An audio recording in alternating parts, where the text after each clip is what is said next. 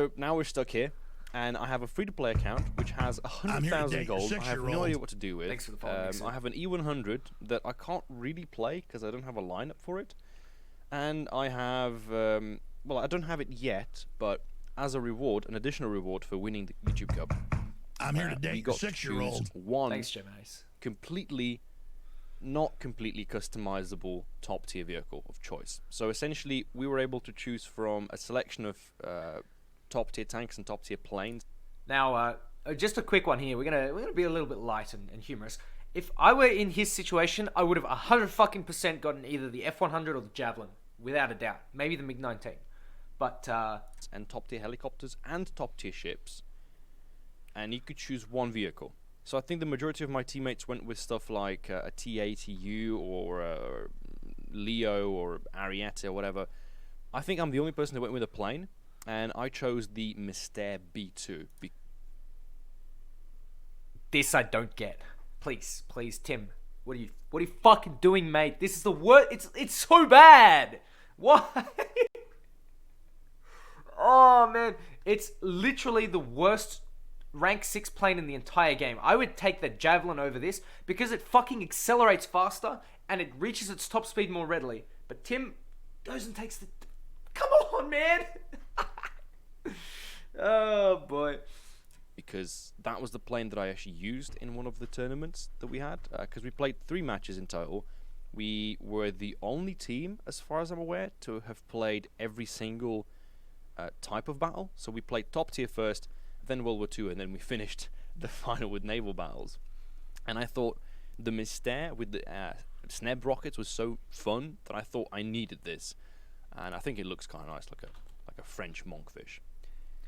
So I've read a few comments, and people keep asking me if I'm going to do some lower tier content. So here's a 3.3 American lineup match, right? Not a perfect lineup, actually pretty botched up one, but Chaffee's a good tank, the by the way. Chaffee, relatively stock, I think. I don't even have the artillery, but you know, has 5 prevention equipment, has parts, so it's something. The issue with the account at the moment is that I don't really want to grind it, even though it would be nice to get to the 7.0 Germans. It would be nice to go for 9.0 French in the near future. I don't know, like, I guess when you grind through the game once and you grind through the game again, and I was thinking about this recently quite a lot, with more vehicles being added, the game seems to be less rewarding, because unlocking a... This is what I really want to touch on. This is where we start to get into the meat of what Tim is saying. So, he said, the more vehicles they add, the more it feels like the grind is worthless. I think he hasn't quite hit the nail on the head. He's close, though. He's super fucking close. Basically, the more vehicles they add per patch, the more the grind gets frustrating. Put it that way. We're gonna just quickly switch the game. I'll show you sort of where I'm at with grinding. And now, like, I have all my planes. Who cares? I have almost all my tanks. But they added a whole new tech tree. They added fleet. They added helicopters. I'm like sort of through that. You know, Japan, I've got like barely any tanks. I got a couple test drives, but like they're nothing. That doesn't mean I have a tank researched. I have like a few planes. I don't really care for the Sabres. There's nothing particularly unique. Fleet, I don't care for. France is slightly exceptional with the tanks because, you know, I like the French tanks. I was motivated to grind for the French tanks. I ground out a couple of the helicopters. I ground out all the planes. But the thing is, when they go with a patch and add like 5 or 6 top tier tanks that I need to grind 360 KRP for, all of them, and whilst that's good for the long period of time, like maybe a 3-month period, I get plenty of time to grind, but it gets tiring after a while. After, you know, maybe 3 patches of it, it gets really tiring, and you just want a patch that's more soft. You know, some of the old patches had like 5 or 6 vehicles, and a lot of them were tier 4s, a couple of tier 5s, a couple of tier 3s, maybe like 2 or 3 premiums. I remember there were patches actually where there were like 4 or 5 premiums. I'm here to date your 6-year-old. Rob. But the point is, when they add like 7 or 8 tanks and then 6 or 7 planes and 4 or 5 ships and 3 or 4 helicopters, I don't have time to grind for all this. I'm a content creator. I get golden eagles. I get these test drives. Sometimes I get the vehicles outright.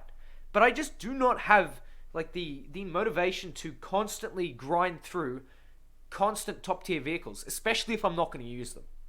I would say what Gaijin should start to do is they should start to add less in every patch. Add fewer vehicles per patch. Because they're oversaturating us and it's burning me out. I will say that wholeheartedly. And I think a lot of people will agree with me. It is burning a lot of people out. Can you imagine how many people of you have gone through this game for 4 or 5 years? They've ground out top tier, and now every new patch there's a new top tier vehicle or a new high tier vehicle that they've got to grind out. Sometimes it's fun, but not every single patch and 7 or 8 times during that patch. Like, you look at the jets that I still have to grind out. Thanks for the host, Orange. Like, I have like the Super Mist there. I have to grind that out still. I have the Saber Dog, which is brand new, but I'm not fucking interested in it because I've been worn out grinding for stuff like the Hunter stuff. Like, obviously with me for videos, but I ground out the CL-13 and the MiG-19. I did not enjoy either of them. It just was not fun. It just felt like a slog. And that's because previously I'd been grinding through my what was I grinding through? I can't quite remember. I think I was grinding through my Soviet tanks, like a couple of helicopters. I had some test drives. I was trying to make the most of it. I was grinding Silver Lions, of course, grinding my Italians. I'm here to date your 6-year-old. Thank you, Blueprint, for the follow. You know, after having lots of massive grinds, it gets really, really overbearing. And I think if Gaijin just added less every patch rather than adding huge amounts and just oversaturating everyone, I think we would be in a better position mentally. I think everyone would have some more Silver Lions because there's a little bit less to grind. I think everyone would have a little bit more fun per patch. Everyone would I'm here to date your 6-year-old. have a look at the little things. Everyone would, you know what? I stopped and had a look at my Japanese heavy fighters. Who the fuck touches these? Who actually, in God's name, touches these fucking things? But you know what? I found this thing, and in a sea of fucking despair I'm here to and date fucking 6-year-old. shit that I went through, I had so much goddamn fun in this thing. I had so much fun, and it's 3.3. I'm here to date your 6-year-old. Thank you all you guys for the follows. I'm not concentrating right now, but you can see that I'm here to date your all 6-year-old. these little things. Like, I had fun in the Key 83. I had fun in the Key 102. You know, I went and fucking played these things that no one else in the game plays. Who do you see in a Japanese heavy fighter? No one. Who do you see in, I don't know. I'm here to date your 6-year-old. Like, what else is there that I had absolute mind-boggling fun in? Let's go to USA, because I know, because I did videos on these planes. I jumped in the Tiger Cat. I went and got some fucking upgrades for the Tiger Cat. See, there's one there. And I had a blast. I had an absolute blast. It was so much fun. It was a challenge, but it was a lot of fun. And going back to these vehicles, I was like, what do I play? What do I play? What do I play? I went through, I played the fucking P-51D. I played my old D20 Mustang. I played some of the Corsairs. I played the Tiger Cat. There are so many vehicles in this game that you can play. You just pick it up and go. And you've already ground it out. You don't even fucking know it. It's a hidden gem, and we're getting more of these, which means that we're overlooking stuff. Like, everyone overlooks these heavy fighters. No one touches them. Look at this. I don't even have the fucking bombers because I don't care about them. I don't care about the J5N1. I don't care about the fucking Key 84s. I don't care about the Key 200 because I have the 163. But like, there are too many hidden gems in this game, and so Gaijin just needs to like slow down a little bit. Just take a step back, you know. And then another thing I'd like to say is I decided, you know what I'm gonna do? I'm gonna go back and watch Orange's old videos. Not the fucking 2016 ones. Older than that. 2015. A little bit earlier. As early as I could go because the bastard fucking deleted them all. But when you get back to those times, you see everyone was a lot more relaxed. No one was stressing about a grind. Everyone was chill. Maybe it's because the community was smaller. But back in the 2015, 2016 period, a lot of people just seemed to be a lot more chill, a lot more content with less. Now we're like, oh, well, Britain didn't get a top-tier tank this round, so Britain's suffering. Oh, where's America's fucking M1A1 H.A.? Fuck you, Gaijin. Yeah. Fuck off. You've got something here. You've got something to play with, something new. You don't play one nation, you play all of them. There's so much, and people overlook it. And I think we've developed this culture in the War Thunder community of expecting everything. And obviously, when the players expect everything, Gaijin's like, oh shit, we better put out more fucking content because everyone's crying. And so what they do is they start sacrificing the quality and going for quantity to the point where the Hunter F6 doesn't have its working flaps, the Javelin doesn't have a fucking all-flying tail like it should, the Hunter F6 doesn't have an all-flying tail, the FJ4 doesn't have an all-flying tail like it should. Shit is not properly done. Gaijin needs to take a step back, and we as a community need to take a step back as well. Stop looking for everything. The answer isn't in more vehicles, the answer is in better vehicles. As in, more well-rounded flight models, more well-rounded damage models, more well-rounded maps. The bigger things. These are the things that we have to look for, rather than just more vehicles. And it's really upsetting to see that the community is like this. The vehicle feels less special. We tend to sort of overlook stuff. You unlock something and you're like, I guess I unlocked What was I saying? it, but there's this vehicle after it that I really want to unlock. And you unlock that vehicle and say, oh, but there's a vehicle after that one I want to unlock. So it never really kind of satisfies you. There's a couple of vehicles that I'm sure people will aim for, and when you unlock them, it's going to be like fun. But it's not the way it used to be in the old days. Not for me, at least. I remember unlocking my first Tiger H, playing it on Kuban, getting one shot by a T-34 and thinking, this thing is crap, I never want to play it again. But, it was back. You raise a good point there, Matt. But money, it's not community forcing new vehicles out for money. That's true. But at the same time, the community is allowing Gaijin to feed off hype. Like, Orange brings it up later in the video, but, even Koala calls the dev server the hype server. Like, it's fucking obvious. It's not a dev server. Like, the test server had wing loading on the stat card. Where is that on the live server? Hello? Can I have my fucking wing loading so I can figure out what do I stall at? Like, this is information that I want to know, because my plane I need more information. Give me information. I don't want information, but that's just the way it is, I guess. I didn't know what angling was, so everybody's experience, I think, with Tiger 1, getting one shot and then being just ragey. So to recreate those feelings, that's why we've been stuck in custom battles. That's why I've spent more time recently thinking about how I could recreate an older version of War Thunder. Alright, I'm going to skip over this a little bit, because basically Orange is just going on about his nostalgia. And you know what? I fully understand that. I think the Korea event, I didn't play it, but from what I was told, it was fucking amazing. So I think more events like that, stuff that takes us back, stuff with historical lineups, these are cool. These are really cool. I did a video on the Normandy one. I fucking adored it, man. It was like the best thing I've ever fucking played since fucking sliced bread. It was amazing. I absolutely loved it. But like stuff like that was so good. I really enjoyed that one. I don't know about the Korea one. Maybe it was shit, but like in general we'll see. We'll see how it pans out.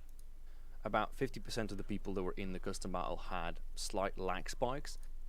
There's a lot of these micro changes you can make in these settings. I think one of the settings that I found very interesting was you could turn pilot mortality I'm gonna skip into forward a fun, balanced, and potentially future prune event. Don't work. And basically, if you try to set it up with the custom battles, you can't even join. You can't even test it. We can't really do these custom battles with, and unfortunately, it's at the mercy of Gaijin to see if they're ever going to fix it. This is always the case. Unfortunately, that's just like you gotta put it to Gaijin. Basically, so let me put it this way. When we were organizing the YouTube Cup, for those of you who don't know, two of the teams were disbanded, basically, and their members were prohibited from enrolling in another team. Essentially, to put it short, this was due to a whole bunch of fucking miscommunications and lackluster judgment, I guess. The whole issue was just fucking awful because Gaijin didn't communicate. They assumed things, and then they put a boogeyman on fucking Mystic, which is, pretty shit, but, that's the way the cookie crumbles. Anyway, the whole issue was due to a massive miscommunication. Gaijin needs to work on their internal communication, and I think we can help them out with that. Oddballs was in chat with H.A.T.E, who's the one of the partnership managers, and we were basically looking at this whole situation, and Oddballs was going, why didn't you tell us about this bit earlier? What about this bit earlier? This bit, you should have given us a bit more notification.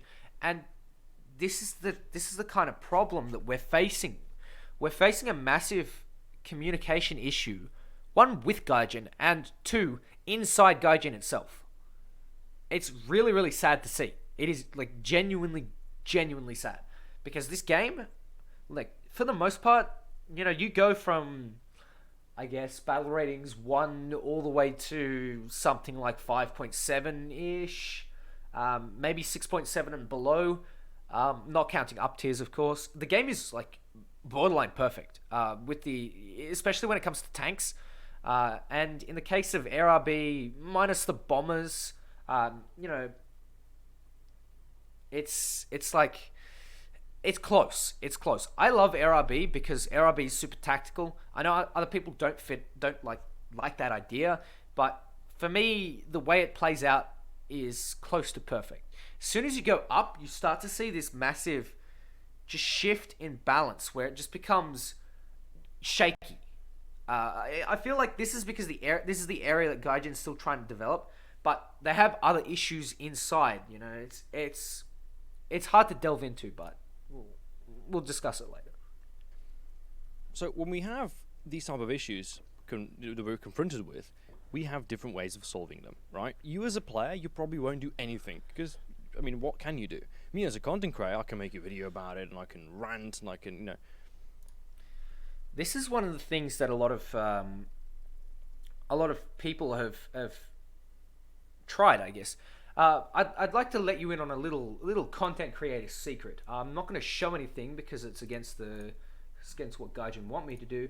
But in the content creator Discord, where we have a exclusive club, yes, for War Thunder content partners, we have what is called War Thunder Feedback.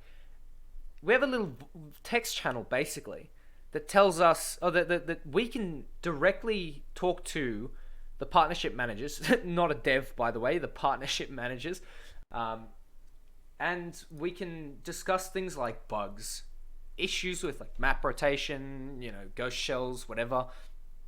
And this is all good and well. Like, it sounded fucking amazing in theory. And the partnership managers were super behind this. They were like, yeah, sure, let's go. Let's have a conversation. Let's start up a discussion. And then it became a cesspool. Everyone's posting like, oh, why does this tank have a massive repair cost, but this one at the same battle rating doesn't? And blah, blah, blah, blah, blah. And they're just going around in circles with like, oh, why is this non-issue such a massive issue for me? It's like, it works. It does. But the discussion needs to be in a single direction, in a single flow, united. And it needs to be constructive. And it doesn't need to be little things. I would say that feedback channel is supposed to be for big things. Like, Gaijin, why am I getting the same map twice? Why am I, why I don't know, name a fucking issue. Why is the spawns on Italy? Why are the spawns on Italy so shit? Like, why can I fire into the spawns? Why is Navy so fucking bland? Like, big things. Not like, why is this repair cost? Like, that's a little thing that Gaijin uses a fucking algorithm for. It's not something that, can be, like, done with a little bit of dev time and boom. This is a whole mentality that Gaijin needs to shift. Whereas something like a map design is really easy mentally to squeeze out of them. You talk about, okay, when you spawn, you can shoot at each other spawn to spawn if you find the right position. And that's really bad because that means that you can't find any tactical positions. What if, just what if, you raise the center of the map just a little bit, or maybe even just like made a couple of higher ridges, kind of like Maginot, but not as like autistic as Maginot. And then what you do is you rotate the spawns and put them north to south instead. And then that means that people who want to fight in an urban environment... I'm here to date your 6-year-old. Thanks for the follow, Maestro.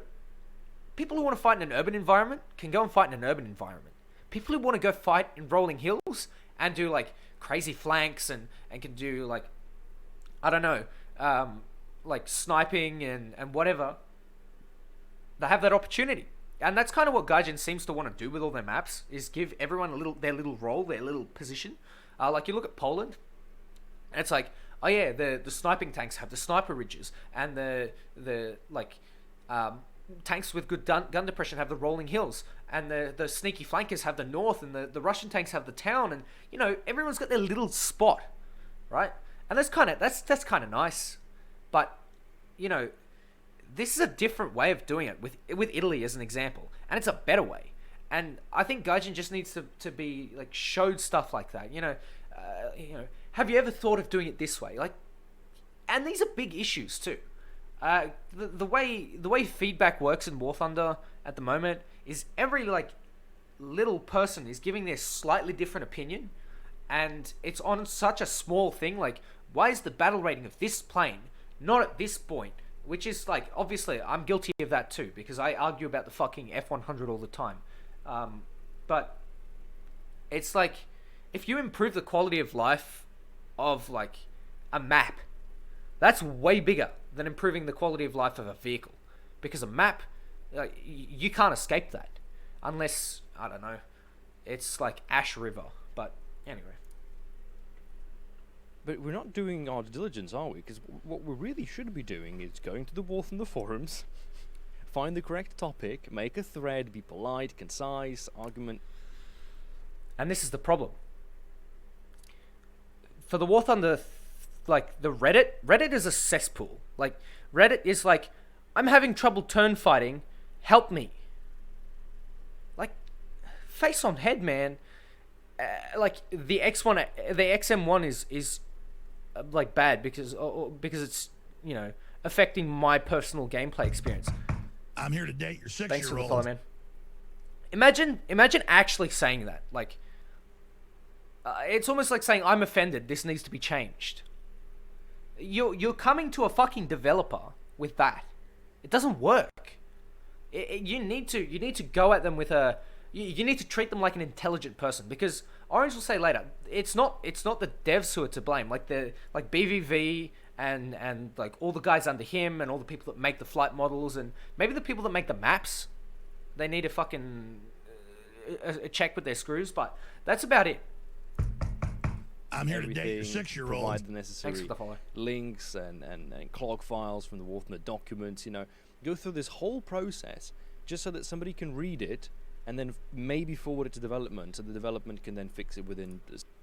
I want to touch on another problem, because this has been... I've known about this for a while. So you have Gaijin employees, as in forum moderators. I don't think these guys are paid necessarily, but I don't exactly know how it works. But they are technically Gaijin staff. Obviously, they're War Thunder players first. Now... A couple of times, someone will put through a bug fix, which is really important. This bug fix will help bring a plane that was like super underperforming back to its proper spot. And what they'll do is, because that particular plane or that particular tank fights against their baby, they'll delete it. They will actually fucking censor it so that their little baby doesn't get nerfed because someone else's tank gets buffed where it should be. Like, what the fuck? What the fuck is that? Why does that shit happen? It shouldn't be fucking signed off by a single moderator. It should be done by 3. Simple fucking fix. What you do is you have 3 moderators look over the post. If it says something like the fucking N-word or something dumb like fuck you Gaijin or something stupid like that, yeah, sure, fucking ban. But if it's got something like, hey, this tank needs to be, buffed. Here are the fucking sources. I've double-sided it like the fucking academic standard. And someone goes and deletes it. Well, then the other 2 will go, hang on a second. You didn't fucking delete that properly. And then the guy will be under review. Easy fix. Easy fucking fix. A certain amount of, say, years. Nobody does it. Nobody goes to the War on the forums. I don't think people are active there anymore. And I went back there. Oh, people are active on the forums. And it's still a cesspool. Just to have a look if I could find anything that I've posted over the years. And I found 3 interesting posts. The first one here is a complaint about not having everything in the Japanese tech tree spaded. So you can click. Now, I will say, this is a small issue. This is a very small issue. Like, it's a visual bug. Like, who the fuck cares? I mean, it means a lot to Orange, but it's one of those little things that doesn't really matter. Obviously, it should go in the forums. It should be bug reported, but it going into it being made a massive issue out of, it's kind of not worth it. I do applaud Orange for putting a bug report in, because it is a bug and it should be reported on. But at the same time, I don't even know if this has been fixed, but it's something really small. I wouldn't take this to Reddit. That's one thing I'd like to make clear. Clearly see all the vehicles are in fact spaded, but the actual counter on my profile wasn't updating. The second post I had was about the UI scaling, which they did something to the way the scaling works, and it just suddenly made the UI interface just Again, look all small clogged shit, up. but And the last one is a classic example of why I don't use the forums, and why I find it funny when I get questions today about, hey Orange, do you think that battle ratings of jets are too compressed? And I'm like, dude, here's a post from 2015. Alright. Now, I'd like to talk about battle ratings as well, because, oh my fucking god, man.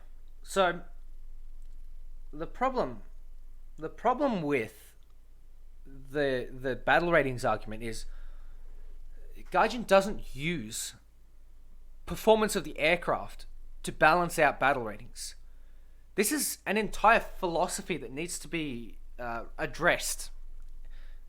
The way Gaijin thinks a plane should be balanced is by its relative performance in a matchmaker. As we all know, as War Thunder players, this is fucking stupid.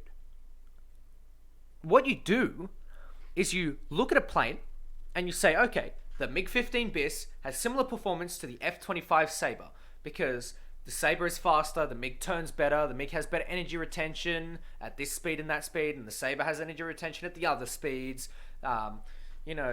One of them has like mech guns, the other has hard to aim guns but are really fucking good at close range, the other is good at long range. They go together. They like two peas in a pod. Like they're black and white, two black and white peas in a pod. Let's put it that way. And then what they should do is they should look at the performance and go, okay, how does this stack up to, say, the F2 Sabre? The F2 Sabre is slightly better because it has slightly better guns.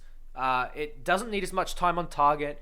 The shells do much more damage. It's able to keep its speed in dogfights more because it doesn't need to turn as much to get the gun time.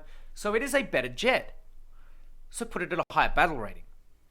The same goes with tanks. I like to think the Foch, the H.A.T.E, the Object 268, and the Ho-Ray production all go together as well, more or less. Now the Object 268, the Foch, the the Hurry production, and the Arctiga all have two things in common: fantastic gun and good armor. Also, a long reload. Now, obviously, there are slight subtleties between the two. For example, I would still say the Foch is like ever so slightly better. So maybe it could go, a cut above the rest. But something like the Jagdtiger and the 268 and the Hurry, they should be locked in the same battle rating. They're all the same. They are effectively all the same. They play the same roles. They have roughly the same penetration, roughly the same reload, roughly the same everything. It works the same way. It's the same concept. Maybe not as perfect, but for the most part, I think 5.7 is a good issue for this as well. You look at, I don't know, you look at something like 5.7 or 5.3, like Sherman's T-34s. That's a good match. Panther T-25. What else we got? T-34, 85, IS-2. They're all the same. So they all stick at the same battle rating. Tiger 1. If you did it that way, instead of, okay, the Tiger 1 is low in performance, so it gets moved down, and now it faces 75mm guns that don't have the armor to match it. I'm here to date that's your 6-year-old. That's like 2 IQ, man. It's like, okay, the G91 Pre, which, whilst I have a slight bias to, I think is equivalent to the Meteor Mark 8, but ever so slightly better in a couple of ways. I think the G91 Pre is literally a perfect 8.3. I thought it was more or less equivalent, so let's have a look at the Pre. I'm here to date your 6-year-old. Thank you for the follows, my guys. So I think the Pre sitting at 8.3 would have been nice to go along with the Meteor Mark 8, which should stay at 8.0 because it's slightly worse. I think the Venom is good to go with it, but slightly better because it turns better and is faster. But obviously, acceleration isn't exactly the same. There are a couple of nuances and differences, but overall, these planes are very comparable, but slightly worse than the Venom. For Germany, the 262 C2B, I would say, is 8.3 worthy. Something like I'm here the to Cougar, date your 6-year-old. 8.3 worthy. These planes, Yak 30, 8.3 worthy, I would say. I personally like it better than the Ali 15, but basically, I'm saying that all these planes should be bunched together. A couple of them. You pair them, and you go, you're married to this one. You don't fucking move from this one in terms of battle rating. And by doing that, you start matching performance. That's the important thing. That's what needs to start happening, is instead of relative performance in battle, it should be raw performance of an aircraft. I'm here to date your 6-year-old. Thank you everyone for the follows. But essentially, you look at like the Bf-109 K4 and the Spitfire LF Mark 9. Perfect 5.7s, both of them. And the early Griffins as well. With that exact problem. 2015. That's 4 years ago that I was trying to push the agenda of... Again, thousands of people have tried to do this. It's all good and well. I understand why. But what we've got to do is we've got to change the mentality of how Gaijin thinks of matchmaking, rather than try and tinker with the matchmaker itself. Because it's like arguing with an anarchist, an anarcho-communist, about how the borders should be enforced. Anarcho-communists don't believe in borders. So why would you be arguing with how they should be enforced when you're arguing on a different philosophy? You got to change the idea of the philosophy. And this is like, it goes with everything. Politics, fucking War Thunder, everything. Fixing battle ratings of jets. That's how long an issue has existed. So you would probably be quite understanding here that, if there was a problem 4 years ago and it hasn't been fixed, and yet in the entirety of that time we've only received more vehicles, you can understand why I don't play jets, and also why I don't go to the War Thunder forums, and also why I don't have a particularly high or, say, positive outlook on the way Gaijin balances or does anything in this game for that matter. Because the problems that I had to I'm face here to date your 5 years ago 6-year-old. Thanks for are following me. still in the game present today. And the sole reason I'm mentioning this is because for the past 3 years, I've been playing old school RuneScape. Okay? Now, I would like to touch on this a little bit. Something tells me Tim's got his nostalgia goggles on, which is fine. That's good, because sometimes you did remember that there were enjoyable things, but at the same time, looking back on those videos, like 2015, still the exact same fucking problems. Like, when it comes to AFK climbers, people not knowing how to play their plane properly, people forcing head-ons, it's the same issues. But teams, obviously, it's really similar when it comes to certain issues, and sometimes you go, oh fuck man, I love those days back in 2015 where I was, simpler times, man, simpler times, fucking good times, fucking pour my Canadian club and enjoy a drink. But it's at the same time, you look at what's progressed, and it's sort of just the progression of the game in terms of certain basics, like map design, big one, massive one. Certain vehicles, certain mechanics like CAS, haven't quite been put at their proper place. Now, like CAS up to about 7.7 is fine. Past that, where you get HVARs only, is fucking stupid. The Sabres, I've been saying this for years as well. The Sabres got SNEB pods.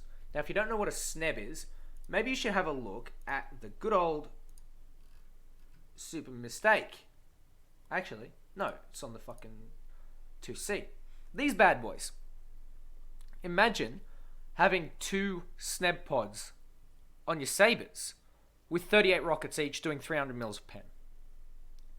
They're little rockets. They're only tiny little ones, But at the same time, that's enough to do a little bit more damage than the HVARs. You look at, hang on, I'm pretty sure the Hunter F6 has those SNEB pods, right? It does too.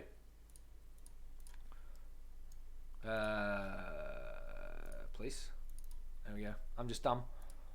See? Nice. Some CAS. Some fucking viable CAS. It's a shame it's at 9.7, but you have something that you can use. Like, this should be at 8.3 in terms of, CAS performance. I'm not saying the Hunter F6 should be 8.3, but, something like the G91 is really balanced when it comes to CAS, because it doesn't hold its speed well when it's got the gun pod, the rocket pods. It is quite light. It is a small target. It does turn well, but it is slow. And it's really easy pickings if you know what you're doing in your SPAA. Very fucking easy pickings. But at the same time, if you're good enough, you can either 1v1 an SPAA, or you can take out plenty of tanks if no one is paying attention. This is the great thing about what War Thunder used to be. And sometimes the nostalgia goggles are correct. That old CAS was a little bit too much. I would say if it took maybe a direct hit with an HVAR, it would kill it. I could get behind that. Maybe if you hit a non-vital component like a track with an RP3, it would fucking destroy the whole thing. I'm kind of cool with that. I can kind of get behind that too. But the way it was a little bit too much. The way it is now is not enough. And again, we have a classic issue with Gaijin, is where we start to, look at fixes, ask for a fix. Oh, here's another way you can do it. And then they do both. Again, classic Gaijin. And this is to do with their communication. RuneScape is a game I grew up with as a kid. And it then it got ruined. Okay, let's put it that way. And to me, the moment when that game got ruined is very similar to the way War Thunder's currently headed in a direction. It's like a direction I'm not supporting, I'm not a fan of, yet the game's still there. And when that happened, the RuneScape team decided to take a small portion of the development and make a different game. In fact, just pulling out an old version. It's comparative if War Thunder just decided, hey, 1.27 is out again, all the graphics, old vehicles, old game. I will say, I'm pretty sure I did play when the 20-tier system was a thing. I don't remember it much though. I played like Hurricanes and one Spitfire. Let's just say I don't know much about the 20-tier system. I was told that in some cases, MiG-9s would fight E3s, as in Bf 109 E3s. Lol. But, I like the battle rating system. I think it's solid. I just think that there are certain issues with compression that need to be dealt with. Modes, old map. I'd like to add those. That compression starts at about 6.7, 6.3 maybe. And if they just took it one step forward, they could just alleviate 6.7 and make say 6.7 up to 7.3, like almost perfect. And then they take it up a next step, eventually, and then up a next step, and then up a next step. And what do you know? There's no fucking compression anymore. It's just a slight change that they used to have. So everything just sort of it got set back. And at first the game wasn't doing that well, but then it just picked up. It picked up because they started adding content that people actually cared about. Now, here's an issue with the War Thunder community. I think War Thunder's community is especially full of free-to-play players. And for me, particularly, War Thunder was my first online game. I started playing War Thunder properly when I was like 16. And basically it was because it was free-to-play. My parents wouldn't buy me a fucking console. They wouldn't buy me a gaming PC. They'd say, go out and earn the money and buy it yourself. But, I had studies to do and I had to do well in them. But for the most part, you see a lot of either younger people or people who maybe come from English being a second language, and it's not as easy to communicate exactly what they want. Especially younger people who maybe they don't know how to properly articulate what they want, right? In terms of like an analytical sense. People tend to also fall into a culture, and War Thunder's culture is, we don't have a classic one. Everyone used to say the T10M was overpowered, and we need the KPZ-70 as the equivalent to the T10M. Like fucking. Can you imagine that now? KPZ as top tier for Germany and MBT, and all that the Russians would get would be the fucking T10M. Oh my god, man. Like, the War Thunder community has an issue within its culture, and if we look to ourselves and go, hey, we're asking for more vehicles when it should be less but better quality. We're crying for the wrong things when we're not looking at the bigger picture. You start to get a wider sense of what needs to be done. Added content people cared about. And I've been following this community for the past 3 years very intensely, being a part of it.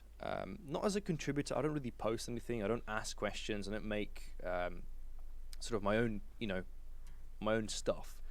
But I read it. I read and I look at the memes and I look at the complaints and I look at the way that their development team engages with the community. And the one place where they're extremely active is in fact Reddit. Like, yeah, they're active on Twitter. Like, all of their developers are... And this is where I talk about communication. Gaijin is fucking awful with communication. If they just had a chat to their community, at the same time, make sure the community isn't fucking retarded and asking for, like, oh, why can't we get the Grand Slam bomb? Like, you're going to play that for like 3 days and then fucking never touch it again. But what needs to happen is the devs at least need to be in contact with experienced players, people who know what they're doing, and not people who cater to the lowest common denominator. what needs to happen is you need to start with some developers and people that are close to the game readily engaging with at least, say, the competitive scene, and hopefully we can grow that in the future.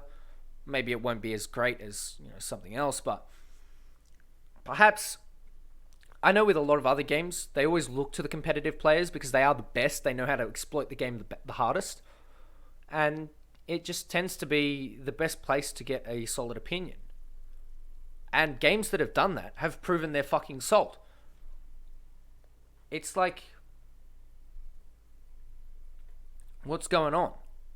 I would say talk to players that know what they're doing, particularly those that have been in the game for a long time, perhaps former pro players, perhaps current esports players, perhaps some of the more experienced content creators. And then it could fucking improve from that, basically. Because you look at it, people start to have issues with the game where there are two places. H.A.T.E and the Tiger 1. One, because there's a massive BR gap. That's understandable. That needs to be fixed somehow. I don't know how. Add a couple of vehicles in the lineup, in the lead up in between. But also, you have that massive problem of higher tier. People fucking enjoy themselves a lot until they get to top tier. And why is that? Maybe it's because they have problems playing the game. Maybe it's because the balance isn't as fine as it should be. And I think that it leans more to the latter. I would say props are enjoyable. I enjoy props. I think they're fine. I think, maybe with the exception of some bombers. Bombers aren't really a massive problem anymore because of the repair cost, but again, that pisses off some people. Whatever. I think, for the most part, AirRB is great. I enjoy playing it. I fucking love the way it plays out. I know a lot of people don't because it takes too long to get into battles or something like that. But I honestly think that if Gaijin stepped up their communication, both internally and externally, those updates that we had from BVV, perfect. I absolutely loved them. And I think we need more. What else do we need? I think we need maybe a progress report. Maybe with the dev blog, we could get, I don't know, I guess the pass to developers thing is nice, but that's hype. It's nothing else. It's nothing concrete. I'm here to date your 6-year-old. Thanks for the follow, man. But it's like, I think communication is such a big thing in anything. You take it, a relationship, a fucking company, I don't know, your average online game. You know how the difference between 4 random players and a 4-man squad works out. When people communicate, people are fucking unstoppable. It's crazy. But it's like we're back in World War II. The Russians don't even have fucking radios. It's almost like Gaijin send everyone off. Okay, our daily meeting is, or our weekly meeting is, you keep making what you're making. You keep making what you're making. You keep making what you're making. You sit in the corner and look pretty. And yeah, we'll get this patch out in like 2 months. Yeah, let's go. But how it should be is, hey, are we doing the best job with balance? Are we doing the best job with maps? Are we doing the best job with this fucking vehicle that still doesn't have an all-flying tail? And the answer for a lot of these will be no. But this is, again, something that Gaijin needs to work on. And this is something that we, especially content creators, can help out. I think in the next few weeks, I want to start getting content creators together and putting together something that we can discuss with Gaijin properly. Like, human to human. Properly. And maybe that'll be a first step. Moderators, and they're all active on social media, so you could quite literally tweet at one of them and be like, yo, is this okay? Shows a picture of a bug, and then they'll have it fixed. And the stuff that they have in the game that tends to be broken gets fixed within a week, because they have weekly updates, right? And they're not weekly updates like, oh, new premium vehicle this week and new premium vehicle next week. No, it's just like, today we're bringing a couple of bug fixes, and they also have a poll system, which means anything that they want to do that would change the way a vehicle behaves or change performance or change a battery, everything gets polled, which means the community... I will say, can you imagine if the War Thunder community was polled wanting to take fucking Cass out of Tank RB? And we get a resounding yes. And it's fucking stupid. Because campers are a thing. And the way you deal with campers is with Cass. And a couple of crying babies will ruin an entire game. So, I will say, I don't think that a player poll is necessary for now. I think having some opinions, civil, proper discussion is the way to go. He says, okay, yeah, we actually do want this to happen, and no, we don't want this to happen. Every update has a poll. Every change has a poll. Meanwhile, in War Thunder, I mean, forget about democracy. You got a problem with the game? Yeah, shut up and keep playing it. It's... nothing ever gets fixed. There's, at best, the Reddit thread or the forum thread or a comment or a YouTube video or a tweet, something blows up out of proportions, and then their initial reaction is just throwing a band-aid over it, waiting a week, announcing a new vehicle, adding the dev server, and everybody's happy. Because... and this is the problem with War Thunder's culture. As in the community. Everyone fucking drops everything when we go, oh, yay, new vehicle. Oh, I love this vehicle. My fucking grandpappy flew this plane back in Korea. No one cares. What we want is a fucking balanced game. And that's what we need to say when the next dev server comes around. Is this going to be fixed? Is this going to be balanced? Are we going to get proper fucking map balance? Why are the spawns on Italy the wrong way around? Why is the fucking trees in Alaska so retarded? Of course it's probably not going to happen. But we need to start thinking about this stuff. War Thunder community essentially lives off of hype. Hype is all they have, is the only thing they can rely on, and the hype, I guess, keeps on giving this fake illusion of hope that perhaps the next patch something will get fixed. You can forget about all those tiny bits like an aileron or a flap not showing on a plane because it's been bugged for 2 months. We have bigger issues. I care way more about what Gaijin will do in the next 3 years with this game, which at the moment is going straight into the gutter, as opposed to what a Reddit thread might think about my personality. And yet recently the War Thunder community has been so heavily focused on what this guy said and what that guy thinks, and oh, this guy's got mental problems and that guy's been drunk on stream and this guy... just shut the fuck up. I 100% agree. What we're looking at now is petty drama. And this happens in every community, but normally it doesn't happen with the biggest creators. If you look at Siege, it's like literally Twitter drama with fucking bald genius going after some idiot or some like smaller creator or some fucking streamer chick. And everyone's just like, shut the fuck up. We have better things to do. And I think it should be a matter between content creators, especially, to put your differences aside and have a proper discussion. Like you look at like Koala and I don't agree on a lot when it comes to War Thunder. We don't agree on a lot at all. But we're able to have fucking discussion because we're adults. And we treat each other like adults with some fucking respect. And that's what everyone else should do.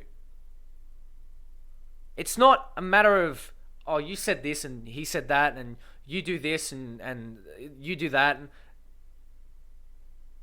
everyone should just take a step back, have a look at what you're doing. You're fucking talking to someone, like Orange says, on the other side of the planet that you've never even met and you probably never even will. There's no need. Even if it's long-standing, it doesn't matter. Just deal with it. Maybe that's the way you get it off your chest, but it's not good for the community. It's something that further tears the community apart. You have several, I guess, factions. You got like the Redditors, who've played 500 hours and think they know everything. You have the, people on the forums who want their IAR tank because Japan. And then there are the people who are like, I just want to play my bomber, fucking bomber dad sitting in space. And then you have the fucking people who actually enjoy this as a game and as a fucking proper competitive game. And it is in some cases. There are several fucking issues with it, like sparks, server issues, ghost shells. But for the most part, you have to use your noggin. And that's what I like about War Thunder, right? It's got a good building block. And it needs more decent foundation. Otherwise, adding vehicles is just going to make it fucking shit. And this is exactly what you get. Top tier tanks is a fucking mess. I don't play top tier tanks because I don't want to spawn into a plane and get taken out within the first 5 seconds. Because Big Tungus has spawned and he's decided that his 9-kilometer missile is coming straight from my face. I think there are bigger issues at hand.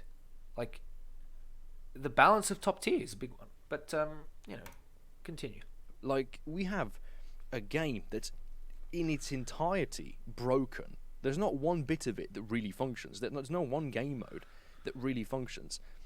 From pay to win to lack of just unlockability features to just a... Now, I don't get what Tim's talking about when he says pay to win. I genuinely don't see any proper pay to win in War Thunder. I can't think of a single premium. Maybe... Oh, God. Maybe the VMF. Crew is a little bit pay to win-ish. Because that's fucking... I think that needs a massive improvement. It needs a massive buff. Planes, it's super easy to get 75 level crew. Tanks, 150, good fucking luck. Ships, 100, good fucking luck. I would say crews, definitely. Without a doubt. Horrible grind system. Just painful matchmakers. Again, the grind system, as in, if Tim's talking about RP and Lions gain, I think it's fine where it is at the moment, and it gets changed every couple of years. That's one thing. Thanks, Matt. The issue of top tier premiums. Now, I made a fucking video on patch day about the XM1, and it got 60% likes and like 30% dislikes. Something I probably shouldn't show it, but God, that pissed me off, man.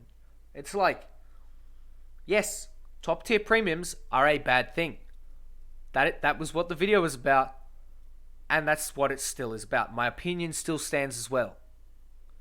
I don't like buying your way into top tier because some fucking idiot off the street, some fucking junkie can jump on his Centrelink computer, jump on fucking War Thunder, download it, buy a fucking Japanese premium with his fucking Centrelink money, and play the game. Anyone, my fucking grandmother could do it. Actually, she can't really use a computer, but the point still stands. Again, it'll probably be fixed in time. Kind of like the top tier tank ones-ish, kind of. The XM1's still fucking stupid. The helis I can understand because they're pretty straightforward, but I don't like it. I don't like anything that sees a top tier matchmaker, as in 10.0. I don't think there should be a 9.0 premium at all in the fucking game. I don't think at all, period, fucking whatever. I don't like that idea. Because top tier is supposed to be a place where people have to earn their keep. It's meant to be exclusive. It's meant to be basically a place where you have to put the time and effort, and this is a show. Hey, look, I put my time, I did my time. I got my F100, I got my T2, I got my top tier gameplay. And it feels like a reward too. It bloody well feels like it. Getting my first my F2 Saber, that was a bloody reward. Getting my Hunter F1, that was a bloody reward. Grinding it out every last fucking RP, getting that fucking spade, so rewarding. It was a struggle, but it was so rewarding. And that's just what's been thrown away. And I think that might also be what Orange says when the grind just doesn't feel like rewarding anymore. It is easier, and in some respects that is a good thing. But at the same time, when you buy a jet that has AAMs and that sees top tier combat, I think that's a bit too much. Painful maps, scenarios, compression everywhere. It's just there's so much that's broken, yet we're focused about what my opinion is and some other person living on the other side of the world who I don't even know, and yet I'm talking about their personality. You know nothing of anybody's personality unless you've met them in real life. You don't know if they're playing a character because they're an online personality. You have no idea who that person is, what they're going through, what their background is, what they grew up. Just shut up and grow up. I'm sick and tired of having this I'm here to date your 6-year-old drama phase with War Thunder, and it's not good drama. I mean, yeah, it's fun. You know, it doesn't concern me, for example. So all the recent stuff that went down, I could just sit there and read, and I would feed off of it. Oh, all the free salt. It doesn't fix anything for me, though. The game ain't gonna get no better with all that drama. Boom. Hit the nail on the fucking head. Hit the nail on the goddamn head. It ain't gonna fix anything. So what's the point of it? We got bigger shit to do. 5 years ago, it was Russian bias that people were sort of indifferent on, and then it was Cheat FS, and then it was close air support, and now it is, I don't know, I guess SAMs or whatever the things are called. Every year, something new is sort of like the flavor of the month that we have to complain about. And yet, as long as we're talking about problems that are actually in the game, fine. But when we start talking about... Good point. Very strong point. Talk about shit that is in the game that needs to be addressed. And, you know, everyone will have their head on track. It's got to be big issues, though. Like I've always said, talk about broad issues. Don't talk about why is this battle rating this way. I think that should be a side note. Also, I paused the video at the right time. Have a look at that shells coming straight for that Crusader. Things that don't concern the game mode and we're content creators, it's just petty. It's absolutely petty. In a game this broken, where really the community should be as close to one another and as united to try to get finally, imagine a quality of life update. Operation Health, baby. Imagine an Operation Health update for War Thunder. How fucking great would that be? Can you imagine logging into War Thunder and they say, hey, we've added 60 fucking tick servers. Hey, we've given you a fucking West Coast USA server. We've given you a, I don't know, we've updated the netcode. You know, can you imagine something nice like that? Just a little thing like, hey, we've done some battle rating changes. Hey, we've lowered some repair costs. All in the same patch because you guys don't like the high repair costs. And some of them, was kind of justified, are a little bit drastic. And you know what? We'll do that just a little bit. And if you complain, we'll remove them back. Thanks for that, of War Thunder that has no dev server, no hype, no premium vehicles get added, no vehicle gets added at all. It's just a patch with fixes. Imagine if a War Thunder developer came on Reddit and was like, hey, could you name me one thing you would like to see fixed in the next month? And then a bunch of people, I want the clouds fixed, I want the battering of this tank get fixed, I want decompression of jets. And imagine in 1 month, everything gets fixed. That's all good and well. Again, all good and well. But then someone will ask for CAS to be removed. and then it'll all go to shit. So you need to start small. Start with a couple of people who know what they're talking about, who've been in the game for a long time. People like Copsy, people like fucking Oxy, people like, I don't know, maybe Orange. That's being generous. Yeah, the worst part is that, to me saying this, the reaction of the average player is, haha, good joke, yeah, never gonna happen. And it's that mentality. It's that mentality that we have, that things will never change. They never will change. It's the same as people who say, I'm not going to vote because I can't influence the change. You know, I think Orange has missed the point here. I think with the War Thunder community, everyone does want a quality of life update. The thing is, when I ask the average player, what they want to see as a quality of life update. I get the battle rating of this, the battle rating of that. Small issues. No, you fucking idiot. Big issues. You know, maps, fucking things that affect literally every player in the game. Things like crews. Why are crews so hard to grind out? Why is, I don't know, certain repair costs super fucking high and others super fucking low? Why is the battle rating system done off average performance in battle rather than average fucking raw performance of a vehicle? Because what I can do is I can literally go out there, tell all my subscribers to fucking take their Horton 229 and crash it into the ground on takeoff, and it will get its battle rating lowered. I guarantee you I could do that. It would cost a lot of fucking silver lions, but you would still be able to do it. You could get its repair cost lowered, you could get its battle rating lowered, any plane. You could just lower the performance. Maybe strafe an AA and get fucking clapped by some H.A.T.E, and it would happen. I guarantee you it would happen. It's not like I'm just one person, man. I can't make a difference. You're supposed to be united, and yet we're fighting over these just such dumb things and accusations. And I just think that the longer you play this game, the more tilted you become. Like, the more bittersweet. Like, I will say, I think it goes in like the 3 stages. It's like denial, frustration, and like acceptance. And you just go, well, you know what? I think I'm at that 3rd stage. Just like, you know what? I'm cool. I'm just gonna see what works, enjoy that, have fun, and just ignore everything else. I think we're all bitter these days. At least the old content creators, the ones that have a lot of matches. I think the longer you play this game, the more toxic you become, because you start to sort of, you feel the disdain, and it's like, no patch is ever good, and nothing's ever good enough for you, because you know what you really want. And what we really want is we don't want anything to be added to the game, you know? There's no vehicle. This is one question that always pops up. What is a vehicle you would like to see added? I wouldn't want to see anything added. I want to see things that exist get fixed. Then you can add more stuff. Boom.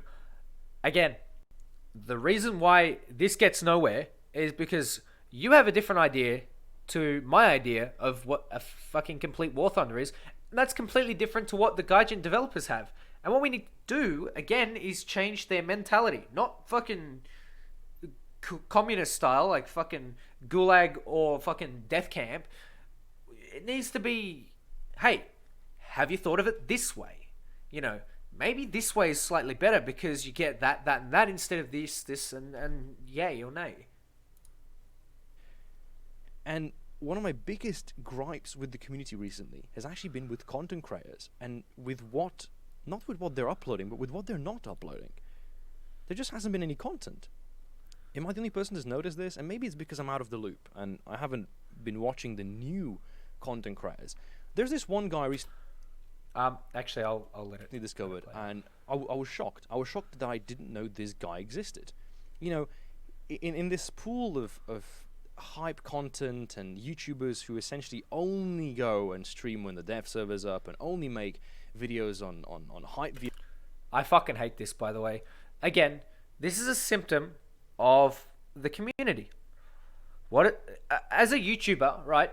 I wish I could show you my stats without showing you fucking like YouTube TOS shit, right?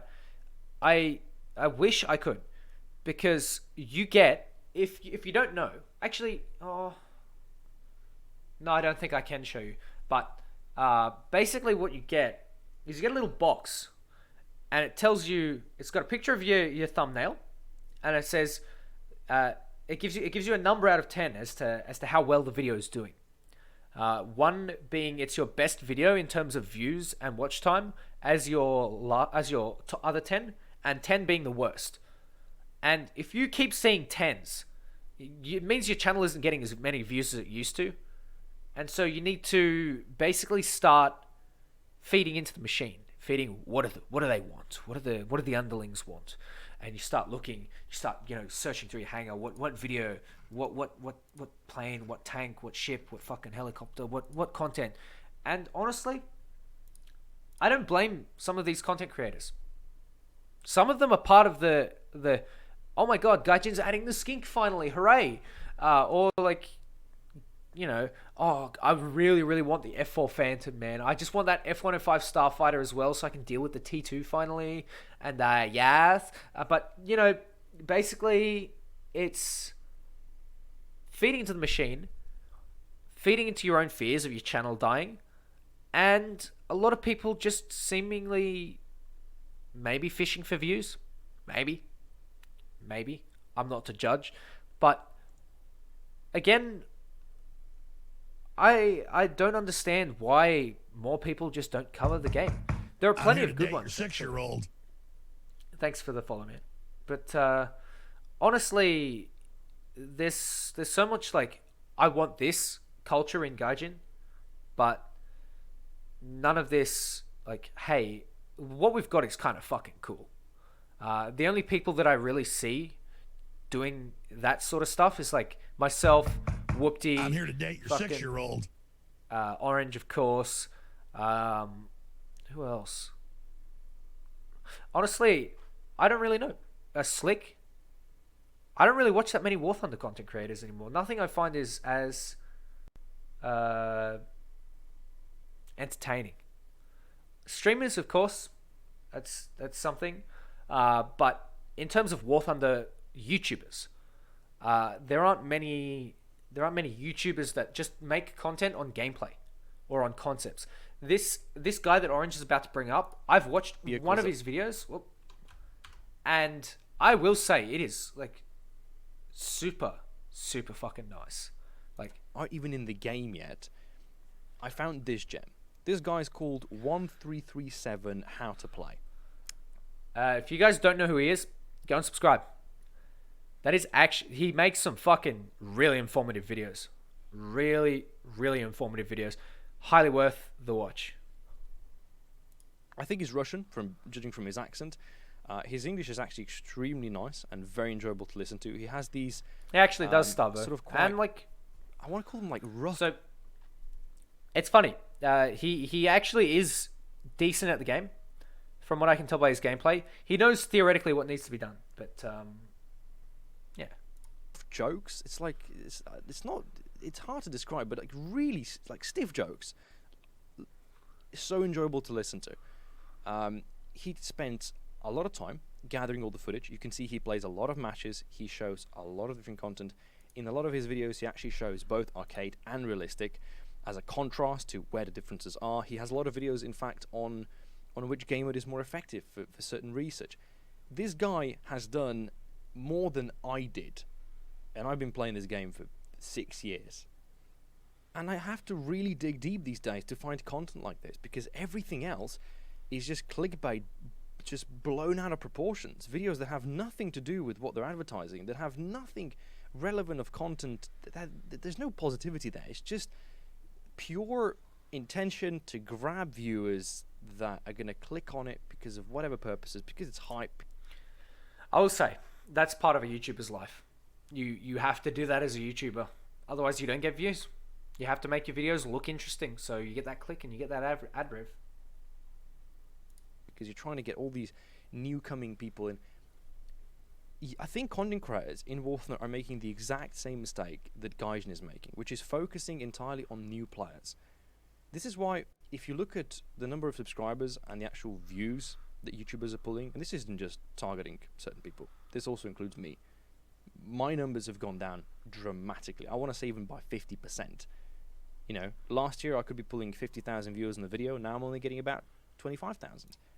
I will say that's also partly due to algorithm and YouTube shit. But sometimes you get fuck man, you get some dying channels. The reason why the number of in-game players at Gaijin is sort of staying the same is because every time an old player leaves the game, 15 new players join. Another good point. So basically, War Thunder, do they really need to care about these older players who have played the game for so long and have spent their 50, 60, $100 on War Thunder? Do they actually need to care to keep making money? I would say as a long-term solution, yes. it'd be better. You'd actually see your profits increase. I think if the game was, gave you some higher quality of life, people would be more inclined to spend money on it. Imagine Operation Summer comes out, and instead of, sure, it can be a grind fest. It can be a grind fest, but if the rest of the game isn't a fucking grind fest day in, day out, like adding 12 top tier vehicles every patch, then I think people would be more inclined to either grind or pay for the fucking vehicles. Or whenever a premium vehicle comes out, they'd be also inclined to buy it. It's just that because every day is a fucking grind fest, people just get fed up. Or every day is just misery in terms of top tier. I think people just sometimes give up. And plenty of people do. I've seen them. They just give up. They see certain little things especially, and they just go, you know what? There's too many little pieces of shit in this game that I just don't enjoy. I've seen that happen with other games as well, like Siege. My cousin doesn't play Siege with me anymore because he fucking sucks at it, and he can't get the hang of, a sneaky Kavera. He doesn't know how to drone. But you'll get people like that, but you'll also get people that come back. You get people like me that just fucking stay and try and find the nice bits. But at the same time, there is a cycle of players. Obviously, this happens with any game, especially free-to-plays. And one of the things that you got to consider is, are you squeezing as much money out of every player as you possibly can, Gaijin? Because I think if you made everyone happier, people would be more willing to just chuck a couple more bucks in. You know what?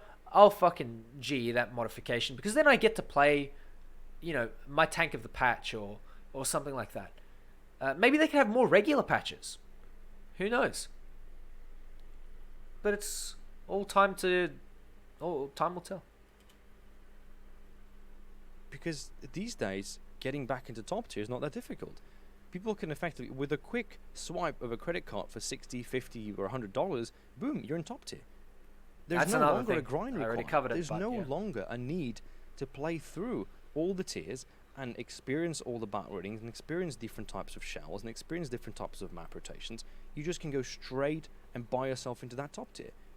And yeah, this used to be a really hot topic. This was something that a lot of people talked about, and back in the day it was tier 4. Tier 4 was, oh no, this is, tier 4 premiums, they're like, oh, this is pay to win. I mean, pay to progress really was what they were referring to. Nowadays, we have tier 5 premiums. It's like you can buy yourself into tier 5. It's sad. It's really, really sad. A lot of people did complain about that. And I had someone use that as an argument against me when I was, when I made my video on the XM1. And basically, the tier 4 premiums, the 6, 7 premiums back in the day were fine. 100% fine. Because one major reason. That was quite simple. They didn't affect the highest matchmaker. These ones do. And so, I have issue with them. And the reason why not a lot of content is being made on this topic, and why I'm not going to make 5 videos talking about this and that, is because these are the same problems we dealt with 5 years ago. I'm not going to make another video on this topic and another video on this topic. In fact, I got sick and tired of making videos on I'm in the same boat. How many fucking videos have I made where I've just fucking been absolutely dead sick of fucking ragging on Gaijin? What have I got here? No, it's sort of this way, right? Alright. Fuck it. Okay. So you got 1, 2, 3 in a row. Ragging on Gaijin. What have we got here? We've got another one. And we've got sort of another one. We've got... Where is it?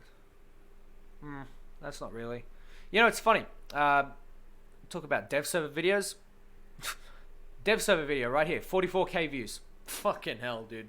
Like, that's one of the best videos that I've made, and it was shit. It literally 4 minutes of fucking flat dev server footage. No microphone, no commentary. There's another one, ragging on Gaijin. another one ragging on Gaijin, another one ragging on Gaijin. You get sick of it after a while. You get absolutely butt-fuck sick of it after a while. SPA versus close air support, because it's obvious to me that people don't care about SPA. They just want to play tanks, and they really don't like planes. And I get it. I don't know if that's the new age of the community, if that's the old tier players, or who exactly shares all those feelings, but it's how it is. I think there's a whole cult of people who just don't play SPA, and yet they're going to continue hating on planes because I want to play tank. And I get it. That's fine. It's an opinion. You're entitled to it. I will say, just briefly, there is a way around this. You know what you do? You have an event on the weekend, which is just tank only and no SPAA. And you see how it goes. And if people enjoy it, then maybe you put it in every weekend. And if people don't enjoy it, then you just get rid of it. No harm done. Just quickly as well, the sparks on the IL-2 there. The IL-2 has a fucking shit ton of armor. And Orange has probably loaded the H.A.T.E bells because he's a fucking mong. But those shells would probably be doing damage. Or at least a little bit of damage. What you should also be entitled to is being able to understand both sides of the argument. You know, not just taking a stance where you think is best, but trying to understand the other person. I think we've all become extremely toxic and extremely bitter, most importantly hostile to one another, because there's frustrations that we really should be focusing on. I'll say again, this occurs not just in War Thunder, but in real life as well. Have you seen politics lately? That's fun. Politics is fucking super toxic. It's just ideology. And at the same time, War Thunder has just become the same. It's just a facet of being online. Being physically separated from the person means that you can't have a sit-down chat with them. It's like you talk to someone at a bar and you know that they're, you can see them face to face, and that human contact actually does something to the conversation. It improves the quality. Instead, I'm less likely to call whoever, a fucking idiot because of their view on a particular subject, because I can see maybe they come from a different place. Maybe they come from a different frame of mind. Maybe they come from a different culture that doesn't value the same thing as I do. And this is natural. This happens. But being separated physically from that person means that you are less likely to accept that connection or notice that connection or even, think about that connection existing. It's like, this always happens. It's just a facet of being on the internet. And what people need to do is they need to grow the fuck up, take a step back, realize that there's another person on the other end of that screen, or on the other end of that microphone, and just realize that we all have something different to bring to the table. It's worth a listen. Maybe, one big thing between Koala and I, I don't think taking helicopters first spawn, last patch, I didn't think taking helicopters first spawn was viable at all. Because someone will just spawn a Gepard and mow you down. Koala thought otherwise, and in some cases he could prove me wrong. In other cases, I could prove him wrong. So, at this point, it was not worth going at Koala's throat. One, because he's a fucking human being, and I'm also a human being, and I wouldn't like that done to me. And at the same time, both of us have somewhat valid opinions. There's just no, nothing you can do on either side. It's just well, have some respect, understand, and it's just an internet thing, something that we need to look at as people who are on the internet. Maybe 12 hours a day, maybe fucking 24, like McChicken bites. It's a joke, by the way, but continue on. People who are really at fault here. I'm going to ask a simple question here. I want you to answer in the comment section with a yes or a no. Do you have fun in War Thunder? I think the majority of us view video games as a form of stress. I will say, I actually do still enjoy playing War Thunder. I know heaps of people that don't. I still enjoy it because there are areas where I can still find my little niche of fun. And there are areas where people used to have their niche of fun and now it's gone. like Orange and Cass. But you find little bits, and some people just don't have the patience for it. And I can understand. Like heaps of people leave games, but are people spending more time than they otherwise could be? Is there a missed opportunity? And I think there is. Press release, right? Yeah, I mean, for some people it's a job, for some people it's a hobby, but for most people I think it tends to be the whole idea of releasing stress. You've come from work, you've come from school, you know, whatever it is, you come here to sort of, you blow some steam off. And this game used to be perfect for that. You used to be able to just sit down, have a couple of matches, you'd progress a little bit through the game, whatnot, but you'd have a blast playing it. And then something happened, and now it's all about money. Top tier happened, and Gaijin was like, hey, let's put this in, and let's put that in, and the community wants this, and the community wants that, so we're going to throw that in too. Let's have fucking massive patches everywhere. No. Slow down. Take a step back. Realize what you're doing. You're burning people out. This is what Orange is describing here, I think. He's describing a burnout by the player base who used to come home, have a blast, and enjoy their evening playing War Thunder. Now they get on, jump into a 2A5, die, pay their 25k, jump into an Arado, and then get missiled off spawn. That's not fun. That's not fun at all. Maybe they jump into their, Leopard 1, their M60, and they just realize, oh shit, I'm going up against the T55 AM1 all day. That ain't fun. Little things. I'm constantly getting Italy all day, all night. Maybe that's because there are two main issues, and that is battle rating compression and maps. Simple. You could improve the quality of life of War Thunder players just by increasing the battle rating spread a little bit more to 11.0, and by adjusting map design and map rotation. You would literally satisfy half the player base that regularly plays, and they would play for another 6 months, 1 year, 2 years, 5 years, just because of that. Money. It's all about making cash, making dollar billio, and making sure the game is as broken as possible, just so that you can get extra frustrated, which means you're more likely to spend more money on it. I think this is the actual business model that Gaijin's taking, and it is toxic. I think the T2 was a move to do that. I don't like it at all. And I think perhaps Gaijin thought, hey, giving the MiG-19 R13Ms that pull an extra single G is going to fucking compensate for that. No, it's not. No, it's not. You need to player test this shit, Gaijin. That's another thing I want to see. Player testing. Give us some more player testing. Maybe invite, I don't know, everyone with the God of War title into player testing. Who knows? Maybe you have to earn it. Maybe you have to be fucking specially invited. Maybe you have to fucking win a tournament. Who knows? Maybe you have to be a special type of player to get into a proper testing, and maybe you get Golden Eagles for your account. I can't remember which... that's what it was. Rainbow Six, right? You still do, I think. When you go on the test server and test the game out and test, anyone can do this. They get a test server charm, and for Rainbow Six, that's pretty big. Give him it's almost like a decal in War Thunder, but at the same time a decal plus like 500 GE.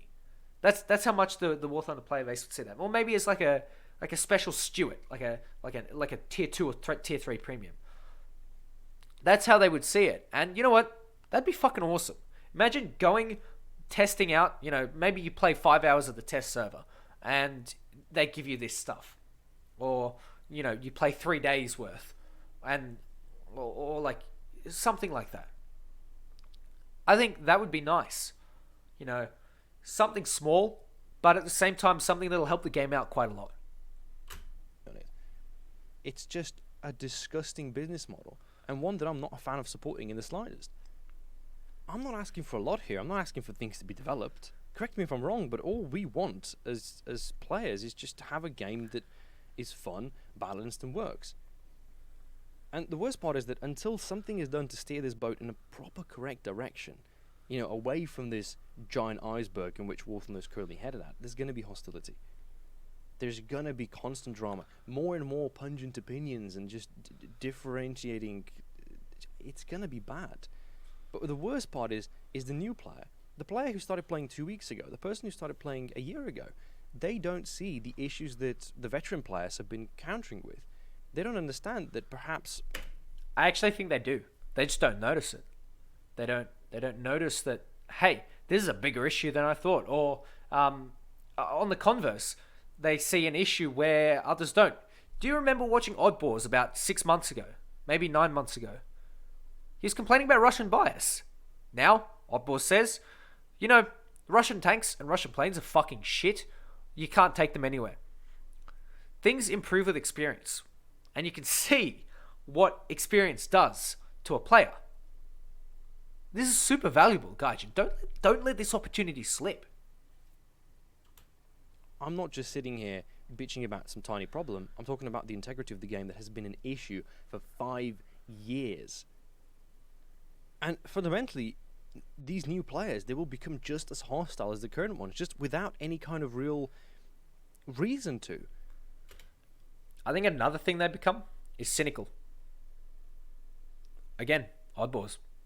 He may not be the fucking best player in the whole game, but he's a fucking prime example of the average player that goes from starting up the game, and it's fucking documented over a 9-month period. If you watch his streams regularly, you'll see it in front of your own eyes. Hostility, it spreads. It's like a virus. The old you players, those of us who've been playing for years, we've been through some shit. We went from a 20-tier system to the battering system. We went through the tank beta testing. We saw the last man standing get added and removed. We saw 262s fight F2 sabers in their battles. We've seen so many different map changes. So many maps have been revamped, overlooked, changed, botched up, destroyed, removed, flipped upside down. Just there's been so much that we had to go through, endure, make content on. Nobody makes bug reports, but try to get it to be fixed. And after all those years, all that effort you put into it, you look back for those 5 years and you have nothing to show for it. This is the issue. What you've done, again, and I'm guilty of this too, is you look at the game and you go, this is how Guardian is probably thinking. And this would be the correct way of thinking. Again, as in the correct way of doing things. Being, battle ratings. Let's give that a prime example. Thinking of the performance of a vehicle rather than the performance of the players playing that vehicle. They're looking at the, I guess you could say they're looking at the outcome and adjusting by the outcome so that the outcomes are equal. And we all know this doesn't work. So we look to the performance or the opportunity. And this is where Gaijin falls flat, because they come with a mentality of, hey, this plane isn't performing well, lower its battle rating so it performs better. And problem solved in their eyes. But what they're not looking at is that other vehicles with identical, pretty much identical everything, down to the lineup, are basically the same, in the same situation. But because the players know what they're doing, because there's no BR gap in between, they do fine. And the battle reports and the average way the player plays is much higher, because they have more vehicles to grind before they get there, because they don't have a fucking BR gap that comes out of nowhere. These are the things that Gaijin needs to look to, that we need to make Gaijin look towards instead of attacking the problem. Again, you're arguing the point, not the philosophy. You need to attack the philosophy or question the philosophy before you move on to, hey, this tank and this plane are out of place. They should be higher, lower, blah blah blah. Nothing. I have 5 or 6 kill montages I can show to somebody and say, look, this is proper good content. Everything else, it's irrelevant. You make a video today, in 2 weeks it becomes just completely useless, because the game is developed in some other different direction that renders your tank or your tactic or your opinion useless. And yet never has Dan been a patch for the past 5 years that I would say, this is fantastic. This is something really, really worth it. No event they've developed has been good. No change. Simulator battles. used to be able to play simulator battles. Now it's just enduring confrontation. And yet people are asking for enduring confrontation for RB. They're not getting it. And whenever they do get it, it's just the most boring, redundant... That's because no one plays it. Because, goddamn, it's good. It's all right, but it's just full of bots. Because I don't fucking know, honestly. Same shitty map. It's sad because it's true. And I can't but feel bad again for sitting here and having to make another one of these types of videos, and yet it's gonna stem more and more hate because it's an indifferent opinion, it's coming from me, I don't like this guy's personality, yada yada. At the end of the day, I'm just another player. I just want to see a fun, engaging game where I can, you know, have a fun time. And I don't think anybody in this game is really having a fun time anymore. It used to be playful, it used to be rivalry, there used to be this level of sort of like meminess. You could screw around and you could, you know, do certain things and like ram people and there was rivalry, there was banter. Things weren't taken that seriously. Nowadays it's just... I actually think things were taken more seriously in the past, particularly with jets. I'm sure most of you guys in chat will remember the fucking Cat clan, 5N, Wuna, Eurus rivalries. Fuck, they were brutal. I'm here to date your 6-year-old. Fuck, they were brutal. So much hatred towards everything you do. Everything is so hostile, toxic, cancerous, you name it. Just the words that have been used in discussions have changed over the years. It's a lot more dark. There's no more lightiness to the discussions we're having. You know? Instead of saying, oh, good play, GG, you know, oh, that was a fantastic bomb drop you just did. Oh, cancerous close air support. Oh, this is broken. And oh, look at that SPA shooting at me from half a mile. No, it didn't even hit me. Broken ping. All these things, they create toxicity. But because we don't have a way to forward that toxicity towards where it's going to do something good, we're forwarding it to each other. And that's what... Boom. People get fed up. People just become toxic. It's quite straightforward. But at the same time, like, imagine having a shit team and you get a shit team all day and you get good maps, down tiers, everything's fine, elsewise, no sparks, no ghost shells. You know, this is just being part of an online community.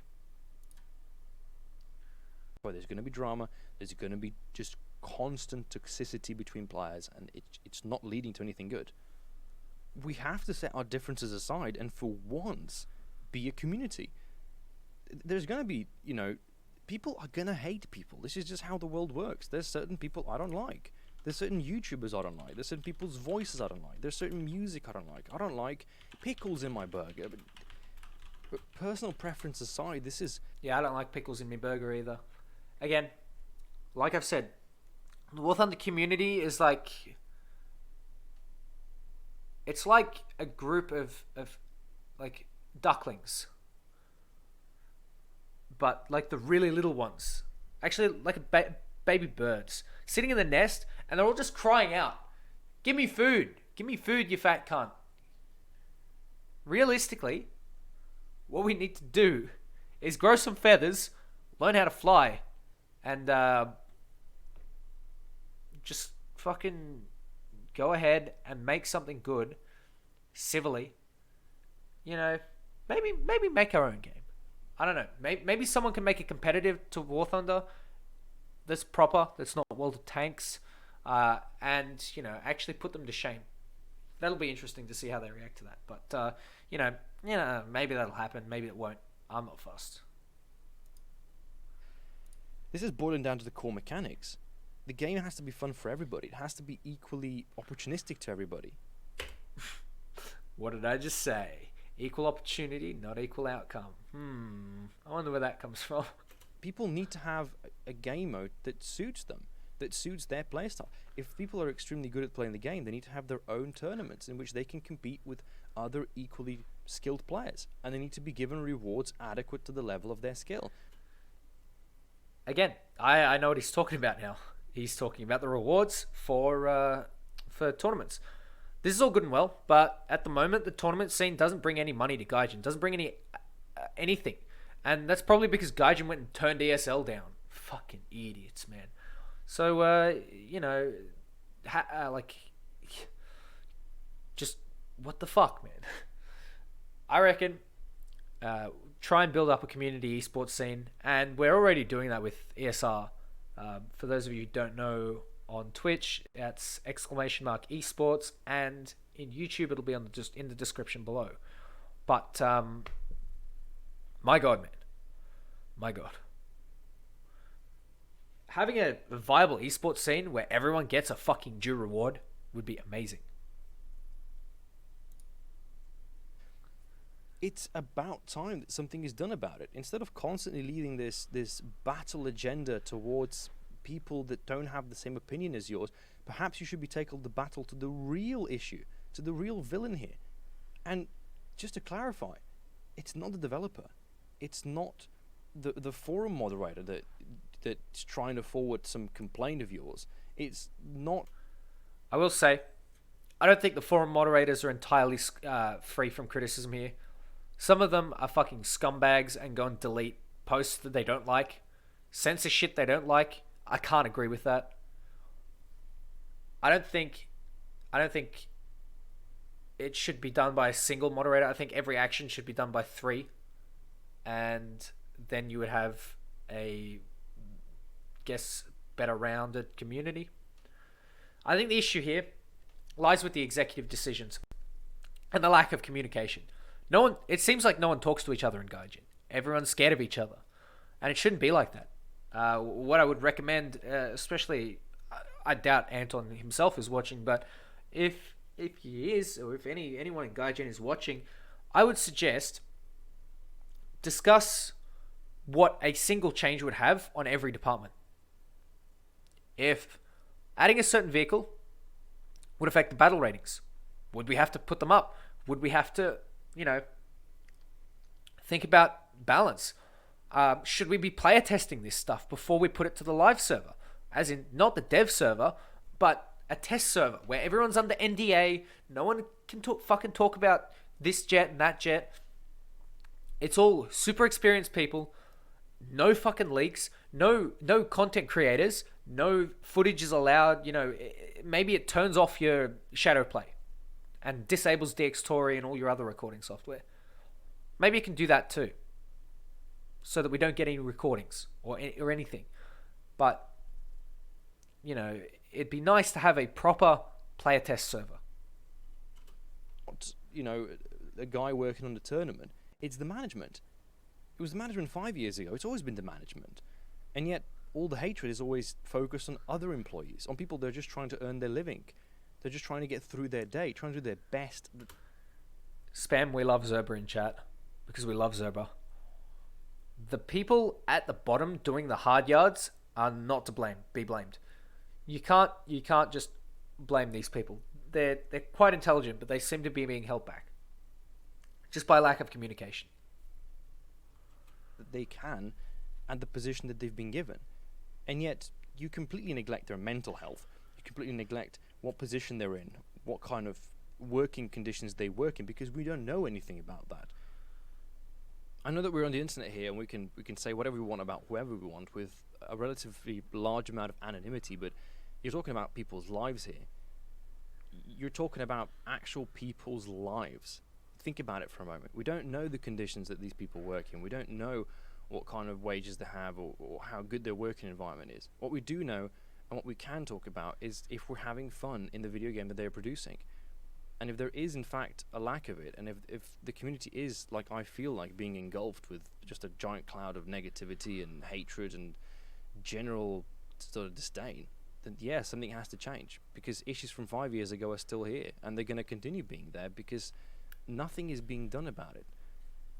So the next time Gaijin announces a patch, ask yourself, do I really think those new vehicles and that new premium shiny tank for $60 is going to make my game any more fun? If you're a content creator, ask yourself, is that video that I'm uploading, hyping some useless content, going to bring more subs to my channel? Or is it actually going to bring some older subs back because I'm doing something to contribute to the change of the game? It's as a community or not at all. And I think the time is now. Spot on. 100% spot on. Now, the time is to have a player that's going to have fun, to have a content creator that's going to genuinely enjoy the content they're promoting, and have a healthy, growing YouTuber base. And most importantly, a developer that can make income from happy rather than frustrated players. Do something about it. And there we go. The take-home message is, I think we need to talk to Gaijin. We need to, I think as content creators, we need to look at ourselves and talk to Gaijin, bring out some issues together. I think as players, we need to stop being fixated on the hype. We need to stop, dropping all our issues and as soon as a dev blog comes out. I think what needs to happen is discussion about the game, about maps, about the big picture, rather than the little things. Like, why is, something on the Tiger 1 not perfect or something? It needs to be a more well-rounded discussion, and I think we can all have that. I think James, yeah, you're kind of right. This is a repeat of what we've been doing for 7 years, but no one has done anything about it. Absolutely no one has done anything about it. Has anyone in the War Thunder community gotten players together and said, all right, we're going to come to Gaijin with this. We're going to sit down with a dev. We're going to actually sit down with a dev and ask him why these things are this way. And if he gives us a good answer, we're going to say, okay, that makes sense. And if it doesn't, then we're going to ask him why. I'm going to ask him, what about this? Have you thought about this idea? And walk them through it slowly. And then they'll take it to Anton, and Anton will go, hey, this is good idea, Bliat. And they put it forward to the test server. I understand that Gaijin is stubborn. But at some point, they will give. And whether that's... I don't want it to have to be forcing their hand. Because then they'll resent us. I really want it to be us going to Gaijin and looking at them like a fucking adult and going, this is how it could be. And then them going, you know what? You're goddamn right.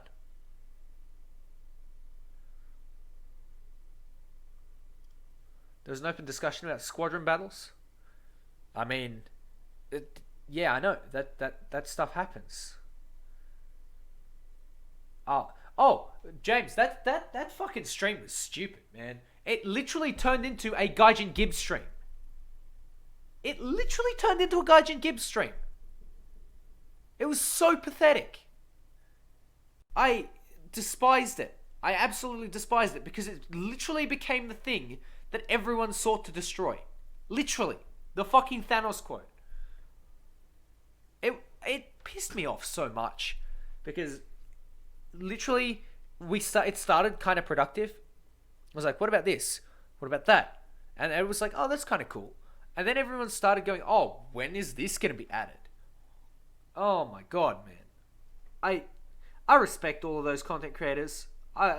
Like, they've done so much for this game in terms of like giving everyone something to laugh about, bringing players to the game, making some players stay.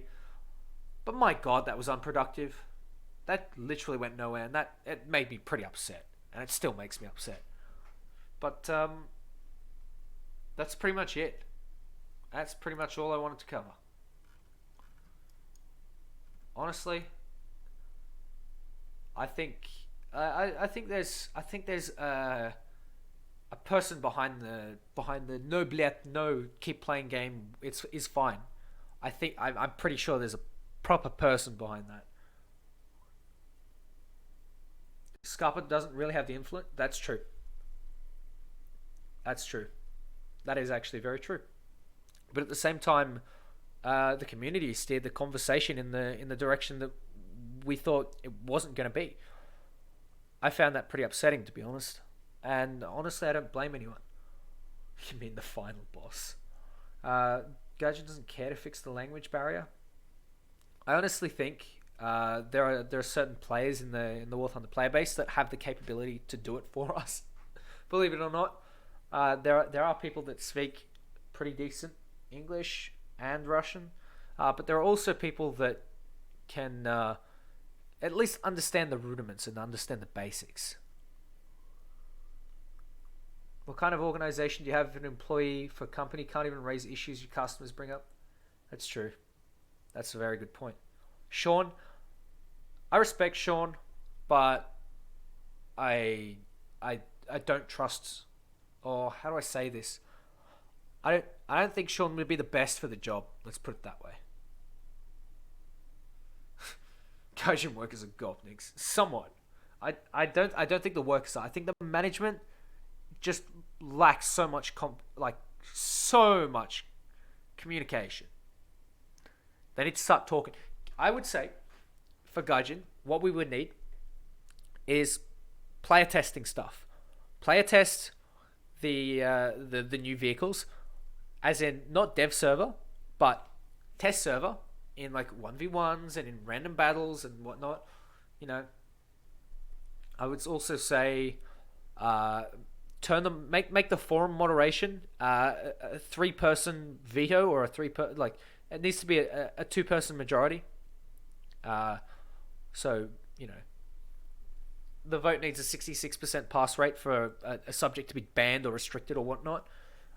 Obviously, you can just get 2 Gaijin employees to censor stuff that you really want, but at the same time, you also have the issue of fucking idiots who are like, oh, I don't like someone nerfing my baby. Completely, you know, you have that eliminated. I would also say the community needs to sit the fuck down when it comes to drama, for a start. Just grow up. Like, I grew up. I'm sure everyone else can as well. And I'm immature as fuck. I would also say the community needs to wise up when it comes to patches. Stop going, oh, this is my favorite vehicle, thank you. And instead, understand that there are still issues at hand. And this is the best time to press the issues, because this is when the major changes get done. I don't think we do it enough. I don't think we nearly do it enough. You know, I think it's not just us as well. It's like the broader War Thunder community. War Thunder players are still in an extreme state of denial, somewhat, I would say. There are Russian content creators on YouTube, but 4CB, I guess he doesn't speak English. He can use Google Translate and do some good stuff with that. Alkanafta, don't really know. And I don't know any other War Thunder content creators in the Russian side that would be up for that stuff. Boycott, I genuinely think a boycott would be bad for everyone. I don't think a boycott's going to work, especially with content creators who need this for their livelihood. I don't think it'll work. I think just constantly raising it in the comment section gets them to talk about stuff. You know, bashing their head against a brick wall isn't going to work. Brick wall can produce echoes. Hey cats, how's it going?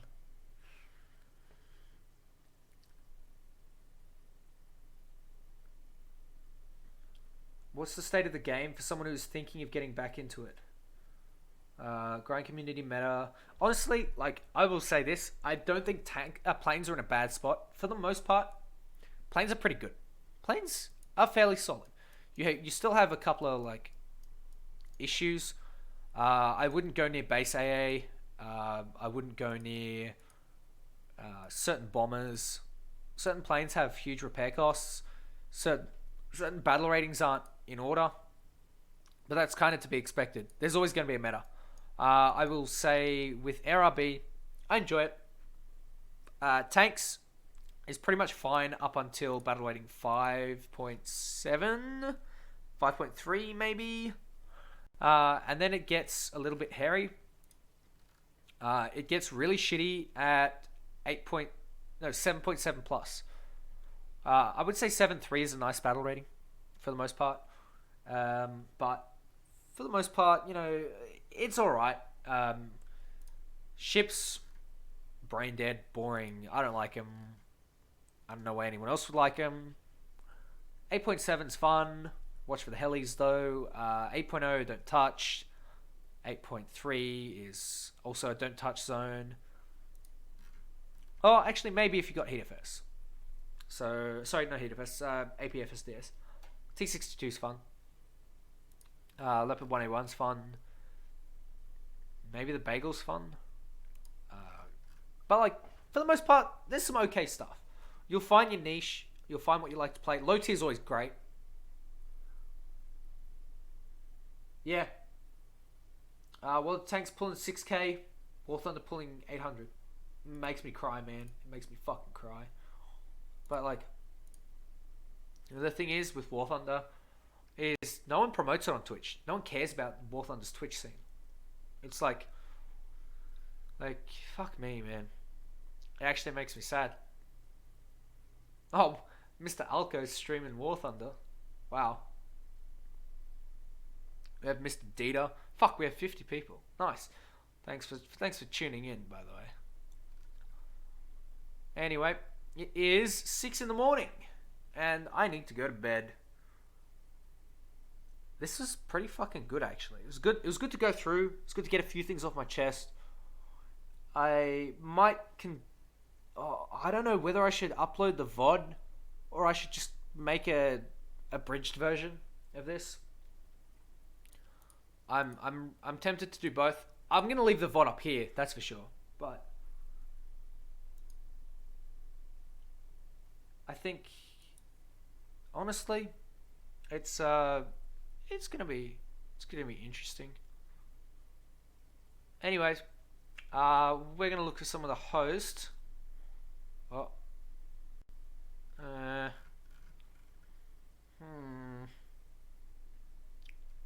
I'm thinking either one of these four.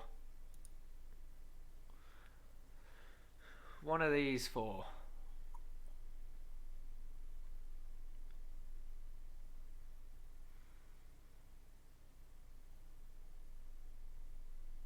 What do we think, guys? It's up to you.